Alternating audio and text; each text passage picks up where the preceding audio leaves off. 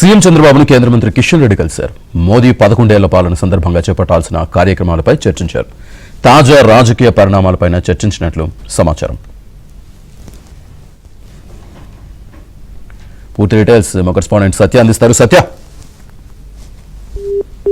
కేంద్ర మంత్రి కిషన్ రెడ్డి ఈ రోజు మధ్యాహ్నం లంచ్ మీటింగ్ కు సీఎం చంద్రబాబుతో కలవడం జరిగింది. మర్యాద పూర్వకమైన భేటీగా సీఎంఓ వర్గాలు దీనికి సంబంధించి చెప్పడం జరిగింది. అయితే తాజా రాజకీయ పరిణామాలతో పాటు ఏపీకి కేంద్ర సాయం, అదేవిధంగా రాష్ట్రంలో నెలకొన్న పరిస్థితులు, గత కొంతకాలంగా జరుగుతున్నటువంటి పరిణామాలపై వీరిద్దరి మధ్య చర్చ జరిగినట్టుగా తెలుస్తోంది.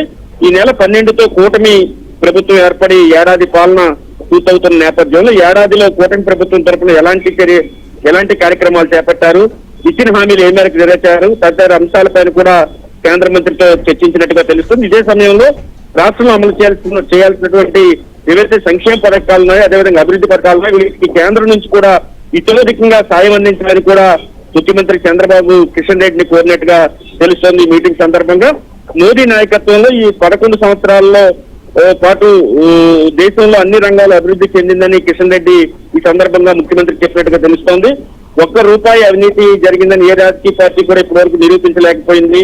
అదేవిధంగా ప్రపంచ దేశాలు సైతం భారతదేశం వైపు చూసేలా మోదీ పాలన ఉందని అని ఇరు పార్టీల నేతల మధ్య చర్చ నడిచినట్టుగా తెలుస్తుంది. అదేవిధంగా జపాన్ లాంటి దేశాలను అధిగమించేలా ప్రధాని మోడీ 4వ అతిపెద్ద ఆర్థిక వ్యవస్థగా భారత్ ను అవతరింపజేశారు. అదే సమయంలో రాష్ట్రాలను కేంద్రం రెండింటి మధ్య సమన్వయంతో పరిపాలన సాగుతుండడం చాలా వరకు కూడా మంచి పరిణామం కూడా వీరిద్దరి మధ్య చర్చ జరిగేట్టుగా తెలుస్తుంది. అదే సమయంలో కేంద్రం కూడా రాష్ట్రానికి ఇతోధికంగా సహాయం అందించాలి కష్ట సమయంలో అని చెప్పి ముఖ్యమంత్రి ఆయన కోరినట్టుగా కూడా ఈ లంచ్ మీటింగ్ సమయంలో కోరినట్టుగా తెలుస్తోంది.